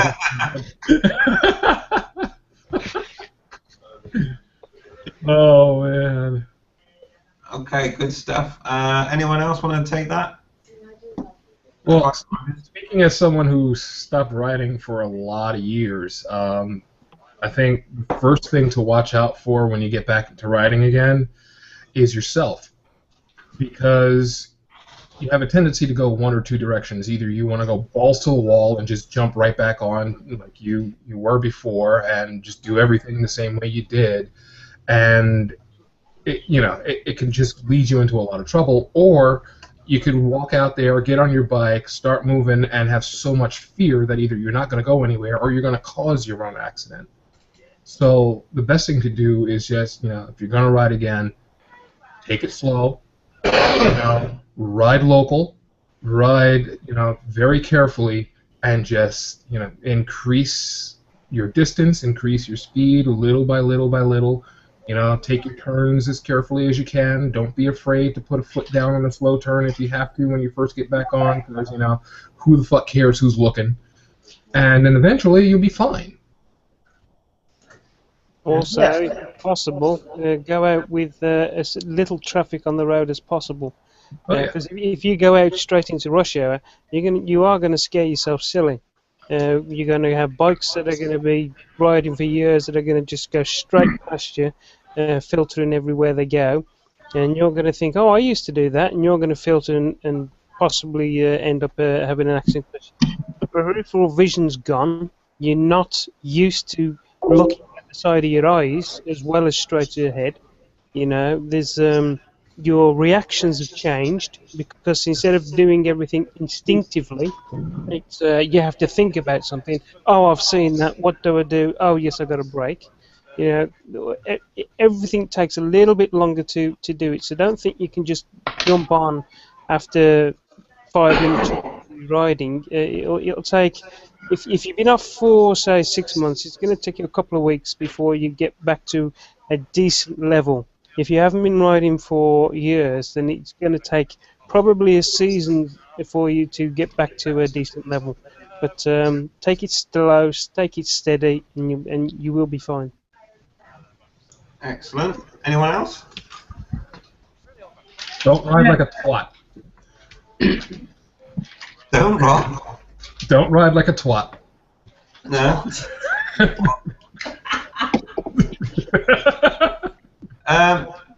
Okay, I'll take it quickly as well. The main thing is, I think one of the main causes of accidents when people get back on bikes, whether it's just because they ride in the summer and then park them up for 10 months, is that the target fixation is one really to watch out for. You really have to remember when you get back on a bike, look where you're going, look where you need to go, not where you don't want to go, and that's a real common problem people have. And the other thing is, just remember, as everyone else has said, if you've been away from bikes for a long time and you come back to them, they're a different breed now. They accelerate quicker than they stop, and if you just get a little bit excited, you get into a group ride out or something, you want to go to a bike meet and you've only been riding for a couple of weeks after passing your test and you're on some big bike, if you whack that throttle back, you're going to put yourself in a lot of trouble. You're not going to know how to cope with it, and you will probably end up coming off the road or worse. And the best thing is, like everyone else has been saying, is just take it steady, get into the rhythm, get into the feel of the bike and everything else. And one of the other things as well, and I can tell you this from experience, now I've pretty much always ridden all the time, but when I stepped up from the R1 to the Hayabusa, I was I was actually, to be honest, hands up, right? I was scared about the Hayabusa because I wanted it because everyone said it was comfortable and it was quick, so I wanted it anyway. So it was a step up. But the other thing that there was a big rumor around at the time, and these rumors tend to stick. And back in the day, they said that Hayabusas wouldn't go around corners. They said they can't corner. So when I first got mine, it was delivered to my door, brand spanking new, stealth Hayabusa. And when I got it, I was scared of it. I was, because all these rumours about it won't go around corners. I think, well, I have to be really careful here, because if it won't go around corners, I have to be really careful. And I was so tense. The first, I don't know, about 80 miles I rode that bike, I was so scared of it not going around corners, or it wouldn't go around a corner. I was so tense. I didn't actually like the bike at all. I hated it. And then, you know, as I rode it a few more miles and taking it steady, obviously, all the time, and I actually found, it does go around corners. What have I been worried about? And then I started to relax. So that's the other tip I would give as well, is try and relax, because once you do, you'll flow with it, and you'll be fine. Just don't try and go out of your comfort zone. And I've mentioned it on a vlog recently as well. If you've taken, you know, a long break, whether it be, you know, if you're a summer rider only, next time you get on that bike after a 10-month break, you need to take it steady, check the bike's okay and everything else, because if it's been laid up for a long time as well, things, you know, like seals and stuff can go rotten and start leaking and all that sort of stuff. So take your first few rides nice and steady and relaxed, what I would say. And give yourself time. Yeah. It's funny you should say that about people saying they don't go around corners, because before I'd ever rode a cruiser, when they turn around suddenly and says, oh, cruisers, you know, all right in a straight line, they don't go around corners. I was the same. I was like, first corner I came to, I'm like, oh shit, you know. And to my surprise, it was like, okay, everybody lied. You know, they'll go around, and so long as you're not scraping bits on the floor, they'll go around. But they gave me the impression that, oh, that's why the Americans sort of ride in a straight line, and they have every corner's a 90-degree corner. They slow right down for it, turn, and they're gone again, you know. And first time I ever rode a cruiser, it was a real eye-opener, to be quite honest, because, you know, I got told they were slow and don't go around the corners, you can't go over, all these different things, which all turn out to be totally false, you know. Yeah, they're not as fast as a sports bike. Yeah, they won't lean over as far as a sports bike. Mine does. Well, yeah. Even though Hepcat hardly tries to, and he keeps scraping the floor. You don't have to lean it far before them plates scrape on his, bless him. That's because you guys are riding an Indy, and mine leans just as far as a sports bike and will keep up with them with no problem.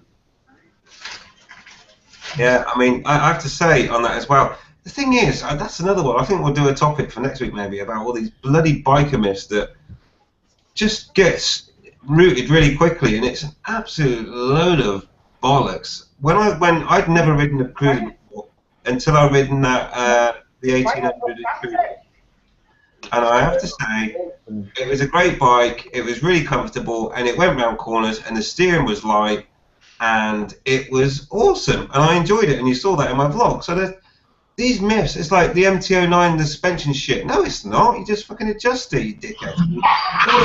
It just annoys me so much, all these rumours that get put out there about rubbish. And the main thing I can say is just test ride it yourself, ignore the rumours, and then make your own mind up about a bike. Or a motor bicycle. A motor bicycle, yes, as well. But yeah, ride the bikes before you buy them anyway. Subject, but there we go. So that was a good one. Anyone else want to pick up on that quickly about any comments about how to best get back into biking if you've been laid up for a while? Yeah, take it slow, take it steady. Don't get ahead of yourself, and sort of build your confidence up. That's the biggest thing that I've found with riding bikes is your own confidence. If you're not feeling confident, and if you're scared, then you're not going to be able to react to situations as they arise. You need to be able to meet situations sort of head on, and you need to be able to think quickly. And if you're scared and you're letting that fear take control of your riding, then you're not going to act when you need to. So take it slow and build your confidence up. Yeah. And I just got in my head there, Chris. Thanks for that. I'm not going to take it slow. Take it slow. My friend Swiss Tony tells me that riding a bike is rather like riding a fine lady. Right. No, I'm finishing it there. Yeah, but I've known some dirty fine ladies, I'll tell you. Right. Anyway, let's move on. Right, the Q&A's there. I think what we'll do is we'll kill the Q&A, and then it's time for us to say goodbye because we'll be going off air. Okay. So we'll take some of these subjects and carry them over to next week. So that will be the bikes and more women, and we'll go from there. Anyway, let's go to the Q&A. Hepcat Harley says, using fresh fruits to enhance the bulge in your new leather jeans and impress the ladies, yes or no? Or should I stick to socks? I'm not in a position to be able to answer that one, mate. I've never tried that. I never needed to. Anyone else? I've been told socks keep you warm. This is what you want, Epcat. Oh, that's like a giant hemorrhoid.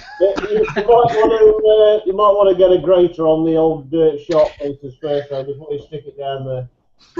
We do know Shaggy is a holder of a willy warmer. Yeah, perfectly good condition as well. Never used. Do you want to buy it? Sorry, Oh no, eBay second-hand willy warmer.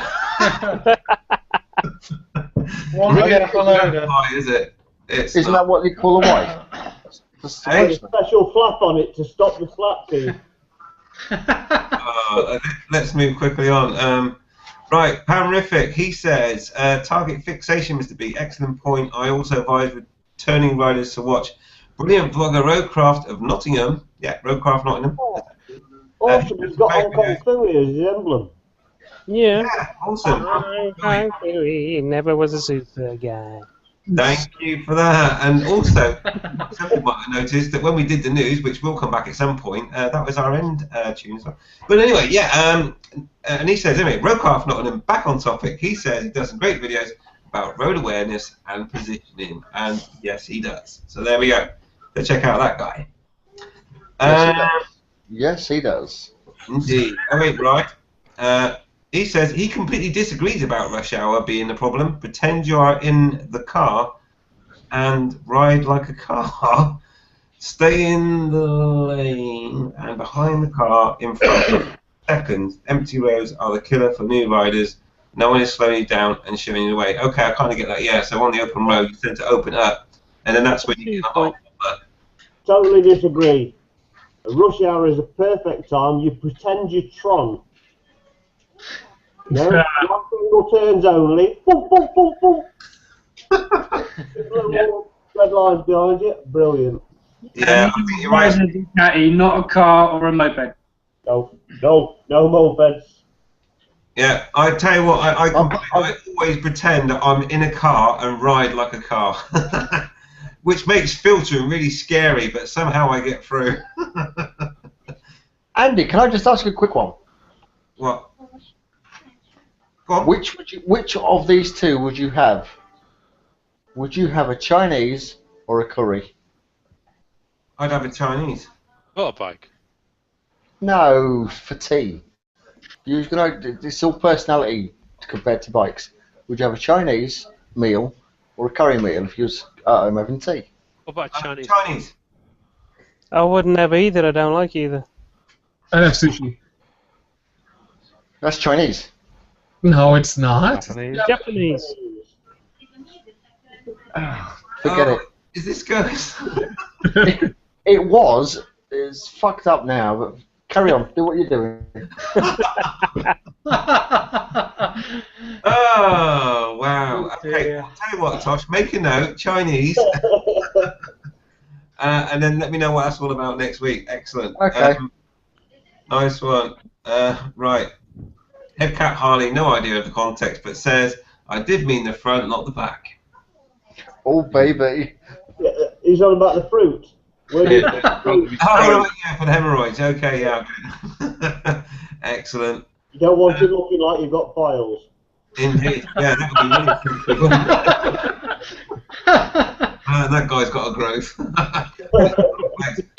Right, Desutu77 says, my best advice for people that have been out of it for many years would be to either take some lessons with an instructor or find someone sensible and aware of to go for a ride to get acquainted with some of the basics. Good.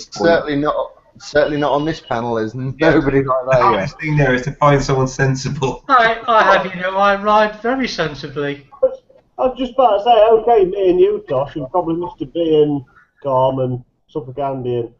But to be quite honest, I mean, David and Keith, and at this moment in time, maybe Chris, it depends on whether he's allowed on his wife's bike or not, which he's not allowed to change the name of, but, you know, I mean, it's debatable, isn't it? So much. There are some careful riders on this panel, aren't you, Keith? I am very careful. Slow as fuck, I tell you.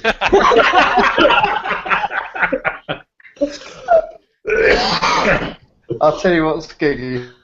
High five for that one, mate. High five, that was brilliant. No, I knew what he was going to say because he's a bastard. You hurt his feelings there, Keith. No, what? His feelings? Bloody hell. Hey, Keith is becoming more of a biker every day. He's even done his own service. Yeah. Just got to look at those trees. Was that a willow or an oak? I'm not sure. Oh, that's why I like to ride so slowly, so I can take in the ambience. It's about the journey, not the destination. When I see the countryside, it's like, whoa! Yeah.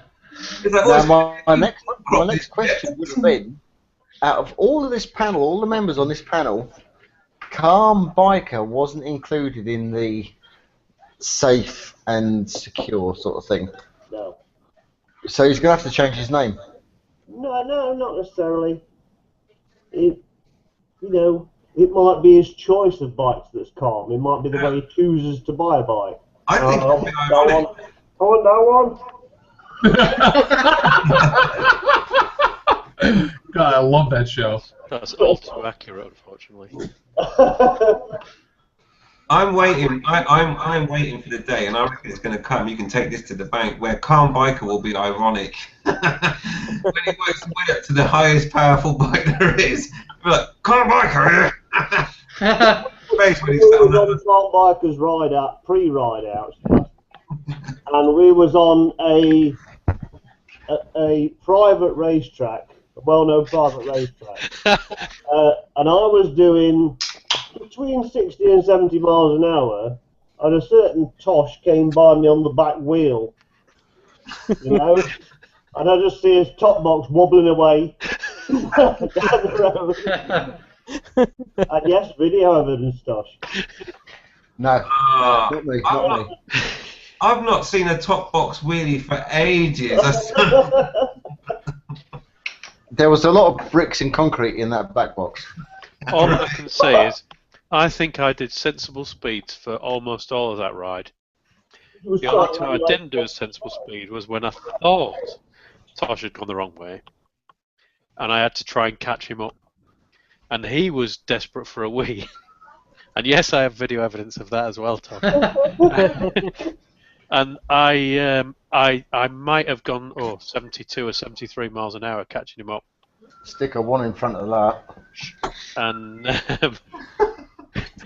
the weirdest thing was that when I finally caught him up and pulled him over, I thought, right, he's getting off his bike, he's going to come across and go, what's the matter?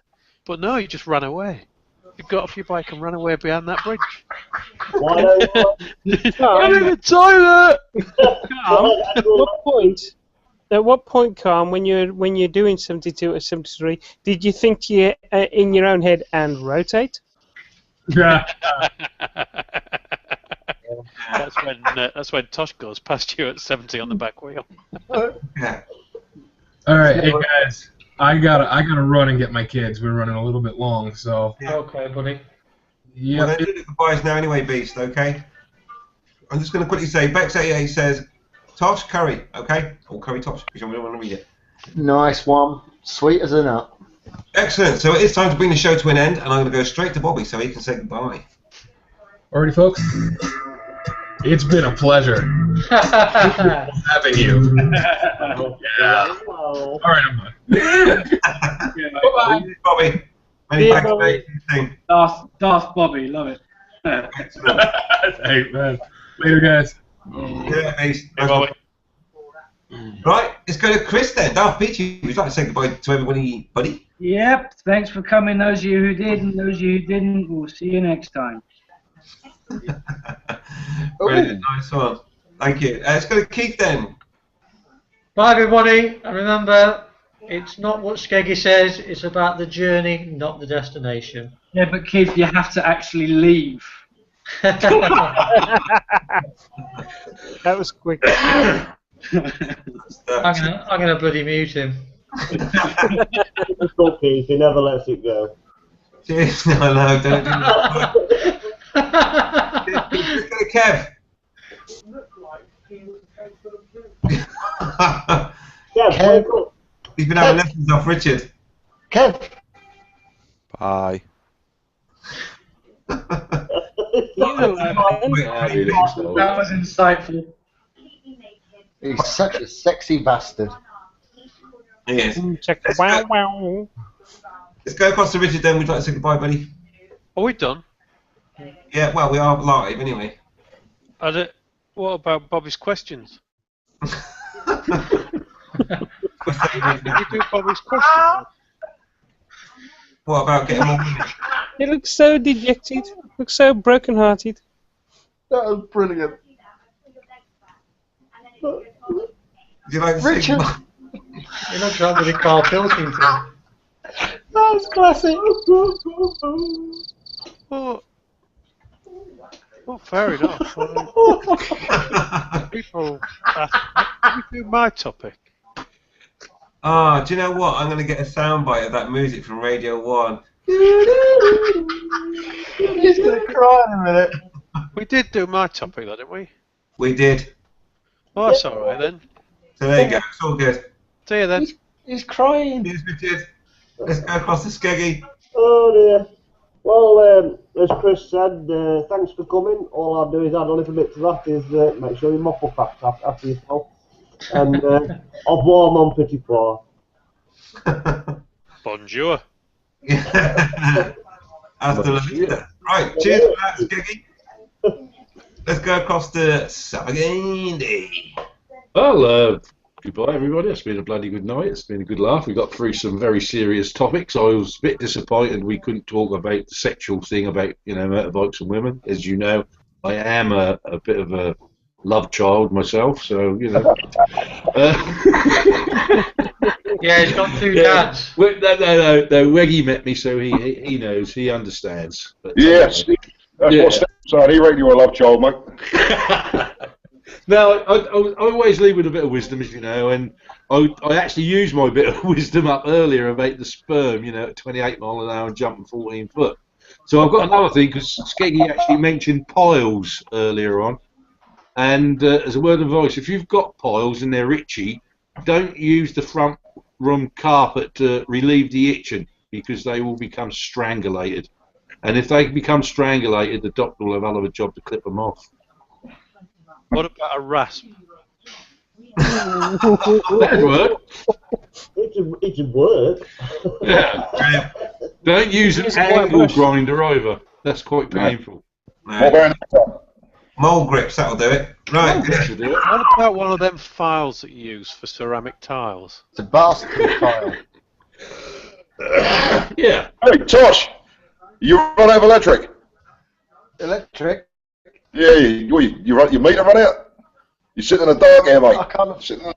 No, I've bought a bike, so I can't afford the 50p. Really? Have to sell the meter. Tosh, it's over to you anyway to say goodbye, mate.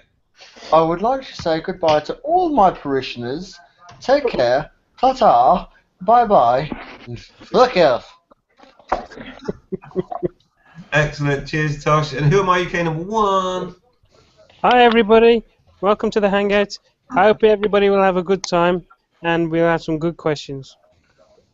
Excellent. Cheers, Dave. And then Weggy, he's just popped in, so you can say hello and goodbye, mate. Hello. Goodbye. Excellent. Okay, so that is me then, just to say goodbye as well. So thanks for everyone tuning in this week. Sorry about the technical issues earlier on where we had to do a second part. Anyway, it is what it is. But we've got through it. We've got some serious topics done as well, so I'm really impressed. And I want to say big thanks to the panel that have come along for tonight. It's been awesome, as usual. And so next week we will mention the topic of getting ladies with bikes. There we go. And lots more fun stuff as well. So don't forget to tune in next week. And also, ride safe, ride invisible. Whatever you do, ride faster than Keith. That's not fair.